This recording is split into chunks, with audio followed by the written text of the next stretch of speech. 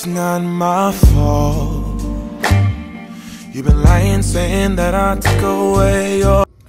All right, so I want to talk to you guys about gaslighting. I don't know, like, was there a class that just went out on this topic, or did somebody famous bring up the topic? Because everywhere you go, everywhere you turn to, you hear that word gaslighting, gaslighting, gaslighting. And, you know, so we're going to talk about it a little bit, because I kid you not, a day doesn't go by where I don't hear somebody use this. All right, so let me give you guys a definition of what gaslighting is first, okay? For those of you who don't know.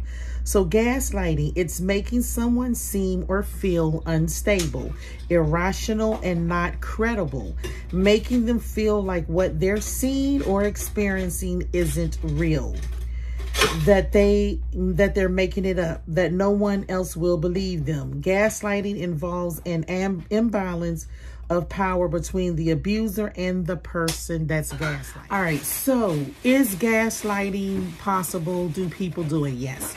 Gaslighting is a real thing. There are people out there who want to make people feel like what they're going through, what they're feeling is invalid, that it's something wrong with them, that nobody else is thinking like that. There must be something wrong with you, okay? Yes, there are people who actually want to make people feel like that. And it's usually someone who wants to be in control of someone or a person, right? So it can happen in relationships. It could, you know, it can happen in different types of relationships, right? We have different types of relationships. We have parent to child, child to parent, man, you know, couple relationships, right? So it can happen within all of those relationships. Now, here's the problem that I have with nowadays, in my opinion, with some people and not all people. Let me repeat that. Nowadays, with some people, but not all people, in my opinion, I really feel like some are really taking advantage of this whole gaslighting situation. There are some people who just do not want to be told that they're wrong, that they're doing something wrong, that their behavior is ridiculous. You understand? That the way that they're acting is ridiculous, that the way that they're responding, the way that they're not responding, the way that they're going about doing things is ridiculous, is wrong, that is null and void, you know, that you need to change your ways, you need to change your behavior, you need to change your actions, you're just being ridiculous right now. Some people who really need to be told, look, pull back, slow your roll, come on, change your attitude. They don't want to hear it. So nowadays, when people don't want to listen, they don't want to be told that they're wrong. They don't want to be told that they need to change course. They need to do something different or act differently. Nowadays, it's like, gaslighting. You're gaslighting me. This is gaslighting. This is a gaslighting situation. And it's like, I mean, come on. It's like, give me a break. How can you learn? How can you move on? How can you be the best you? How can you behave and act accordingly? You understand? And when I say behave, I'm not only restricting this to children, because some adults, some grown folks, some grannies and grandpa do not know how to behave, do not know how to act. And sometimes somebody got to check you. Yes, who gonna check you, boo? Somebody got to check you and just tell you, listen, you are just being ridiculous right now. You need to change course. And it's not that somebody is trying to make you feel, you understand, make you feel that you're invalid, or make you feel like, you know, trying to, make you feel like you're less than. No, sometimes you need to be told. So my question is, do people know the difference between when someone is trying to correct you with the intent of goodness, and the difference between that and the difference between someone who is trying to gaslight you? Do we know the difference? Because some, you know, I'm sensing, my spidey senses is telling me that nowadays people just don't want to be told, people just don't want to be told You're wrong. Change your course. You could have done that better. You're way out of line. You're just not listening. And I see that a lot. And not only with our younger adults, but I see it with big, mature, grown people. You understand? Now that I don't know what's going on in this day and time that we're living in, but we is living in some very serious time. I'm telling you right now, because people is out of control. Nobody wants to be held responsible for behaviors and actions that are just dead wrong. You understand? It's like we're living in a generation of lawlessness. Like nobody wants to be held accountable for anything. Nobody wants to, go through the valley. Nobody wants to go through their situations or their problems. You understand? They don't want to address them. Don't want to see what it is that they could have done better. It just seems like we're in a time where everybody's like pointing, you, that, but not me. What is going on here? And now that brings me to number two of my gripe, the good vibes. Now I spoke on this a while ago, just a little teeny bit, but I gotta speak on this again. Nobody like a good vibe more than me. I love a good vibe, meaning I love to be in an atmosphere where you're just cooling, you're chilling, you know negativity, you're free of negativity. You just want to get along. Yo, nobody enjoy that more than me. I love it. Absolutely love a good vibe. But what I can't take is that everybody nowadays feel like every moment of our lives is going to be a good vibe, good vibe, good vibe.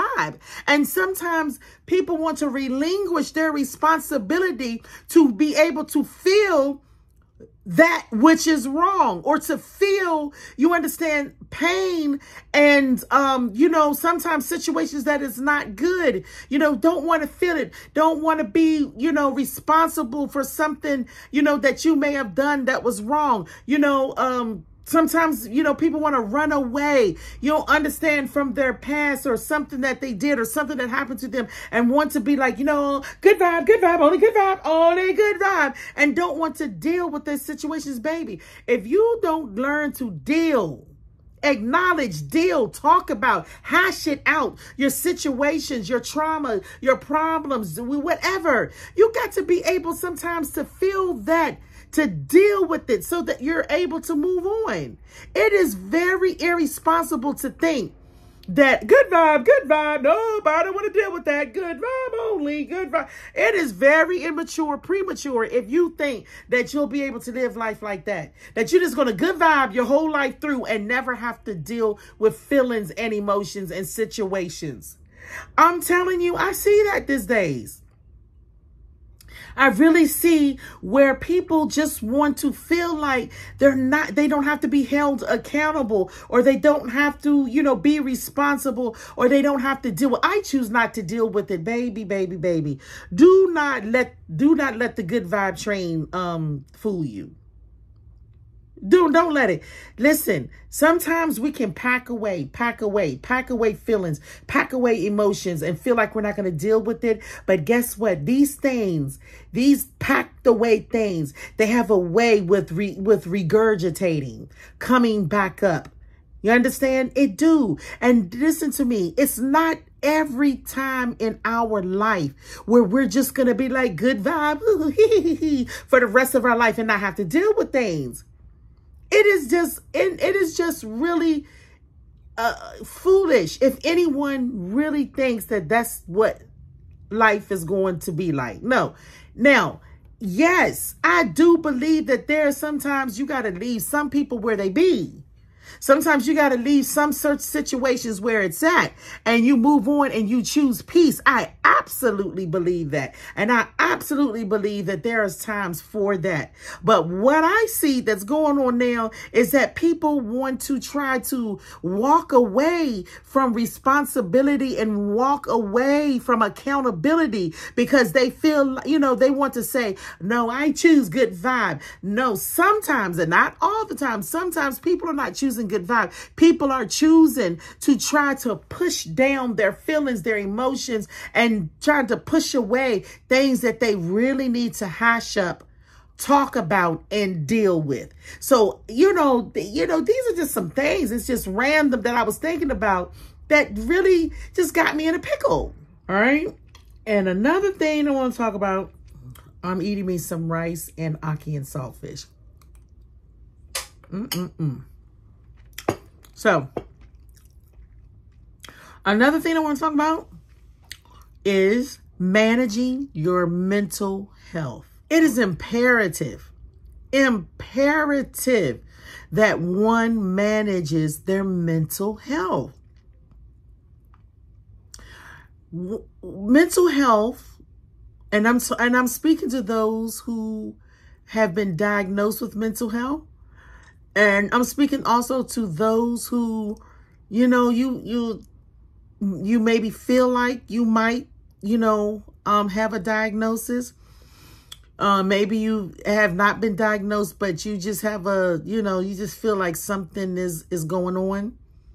Listen, I cannot say it enough. Manage your mental health. What do I mean by managing your mental health? First of all, acknowledge. If you need to acknowledge that you have mental health, you acknowledge it. You acknowledge it for self first, and then you acknowledge it by making sure that you come up with some type of treatment plan. Okay? Now, treatment looks different for different people. It's not the same for everybody. It's not. So it's better to come up with a plan that is conducive to you. Some people go with medication. Some people go with meditation. Some people go with spirituality. Whatever it looks like for you, make sure that you are doing something to manage your symptoms, to manage your mental health, because you cannot wish it away. You cannot pretend it away. You cannot act like it is not there, because what happens to when you don't manage your mental health, you become symptomatic, and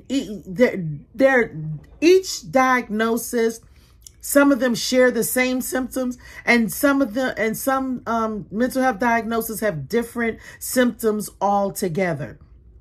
Okay, and what happens is when you don't manage your mental health, you begin to decompensate. And when you decompensate, then all of your symptoms become active, like live fingers. You see these? You see these? All of your symptoms become what? They become active. And your symptoms come with a certain behavior. And sometimes these behavior will cause you to act in ways that are not really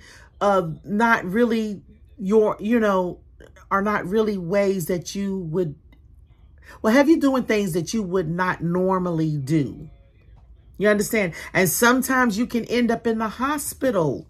You understand? You could end up in the hospital for behavioral health because you've spiraled down. You've decompensated and spiraled down. You understand? So that's why it's so important to make sure that you manage the mental health so that you don't come to a state to where it is out of control, to where you're symptomatic, to where you are doing things that are out of your norm.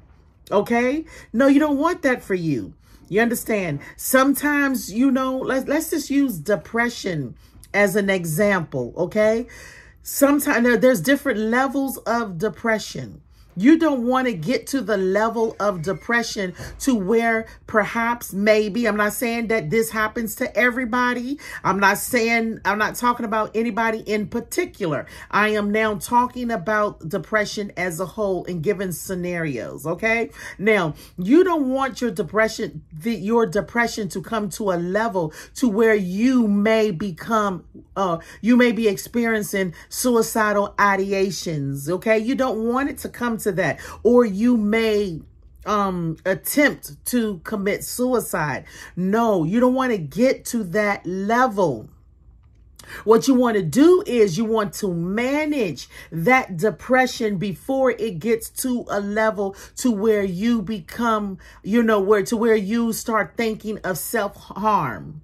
You guys get what I'm saying? So whatever that looks like for you, if it's medication, then go seek out medication. And remember, with medication, it is, sometimes it's with trial and error. Sometimes in order for the doctors them to give you the right cocktail, then when I say cocktail, I mean your medication regimens. It could be different ones. It could be one. You understand? Before they can find the right one, sometimes they may have got to go through several before they get that right combination or that right pill, for you.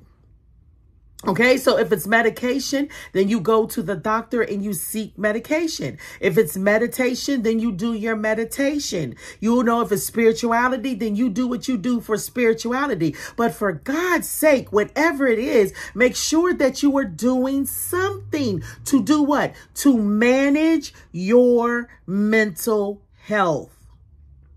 Okay, I cannot tell you how I have seen people spiral out of their norm, out of control, and had to end up, in the hospital, and I've seen people to where mental health has definitely, has put such strain on a person's quality of life. Not being able to keep a job, not being able to keep friendships, not being able to to just have routine in their lives because their lives is interrupted by mental health that is not managed. That is not managed. Their life become interrupted because guess what? If you have mental health, you can live promising lives just like anybody else. Anybody else. Because in this lifetime, everybody has something to deal with. It may not be mental health, but it could be a medical issue. You understand? It could be finances. It could be anything. Everybody have their own issues to deal with, but we have to make sure we do what? That we manage. If you don't remember nothing else that I said today, remember that word, manage. Yes. Absolutely. All right, you guys, I got my package this month from Scentbird. Okay, so for those of you who are new, I have a subscription with Scentbird, and they send me perfume every month. Okay, so this month of July, they sent me a perfume called Awaken. All right, and To Me, Awaken. All right, so it's called Awaken. All right, now this perfume smells so good. So good when I tell you. I'm dead serious. I know I say that about every perfume that I get from them every month, but I can't help it. They really send me some good perfume. I am not doing, and they're not sponsoring me whatsoever. They're not. I'm just sharing because those of you who know me, I love to share when I get something, okay? But I do wish they was sponsoring me. Yes, ma'am. But that's okay. God willing, I'm going to get to that level.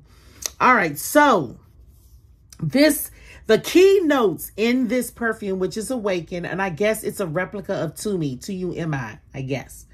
But you guys, it has Italian bergamot, clary sage, olibinum, that's O-L-I-B-A-N-U-M, olibinum, patchouli, and cedarwood. Okay, and this blended together comes up with Awaken. Honey child, I sprayed this on this morning before I went to work. And honey, I've been smelling this perfume in my nostril all day long. Okay, how would I explain it? It is soft, but it makes a statement. It makes a statement. It's soft, but it makes a statement. And I believe that I really smell the clary sage is what is the prominent smell out of this perfume. I usually don't, when I spray my perfume, after a while, I don't smell it on me. Not this one, baby. I smelt this one on me all day long. All day long. I kid you not. And I love this perfume so much that I'm going to order the bigger bottle of this. That's how much I love this perfume. Okay. So it's called Awaken. I believe it's a replica of To Me. I believe that's what's going on here. Okay. So good. And for those of you who are new, it comes in this container like this. It comes in this container. Take the top off. Boom. Take it out. And this is it. This is the bottle. Right here. This is the bottle. Okay? And it sprays like this. And it comes out. And this is good. You know why I love these too? Because when you travel, these are the perfect size that you can put with, that you can take with you when you go on vacations. I took about 3 of these with me, to Las Vegas. Okay. And yes, so this is why, I will continue with this subscription, because I want to have these sizes right here, you know, for when I travel and stuff, and throw them in my bag. If you're going to work, you're going to a party, you're going to church, you're going to any type of event, this can fit in your little small clutches as well. So that's one reason why I will keep the subscription, because I love the little bottles like that. Okay. So, all right, you guys, if you are watching me for the first time and you like what you see, and you know, you love the content, you guys go ahead and subscribe. Go ahead and subscribe, honey. I would love to have you as part of the blessed and highly favored fam. Yes, I would. Those of you who have joined my page and you're part of the fam, I would love to hear from you. There are some of you who watch my page and you're silent and you don't say nothing. Just let a sister know you're there. Just say hi. Even if it's just a wave sign, just let me know that you're there. Yes, because I absolutely love to interact with my beautiful, blessed family. If you would like to share me out, go ahead and do that, because I am trying to reach that 3,000, that road to 3,000. And I'm also trying to reach the 3,000 watch hours as well. So listen, if you're a part of the fam and you just love Sister Cole, go ahead and watch some of my playlists. Go watch some of my early playlists. If you like to cook, I got some cooking ones, some cooking content. I got lookbook content. I got product review content. I got a good word content. Go and check out the playlist. Yes, yes, ma'am. And guess what? I want to thank you in advance, because the sister is trying to get there. She got these goals that she's trying to reach. And you know what? I believe I'm going to do it with the help of my beautiful, blessed family. And go ahead and share me out. Yes, go ahead and share a sister out. I appreciate it.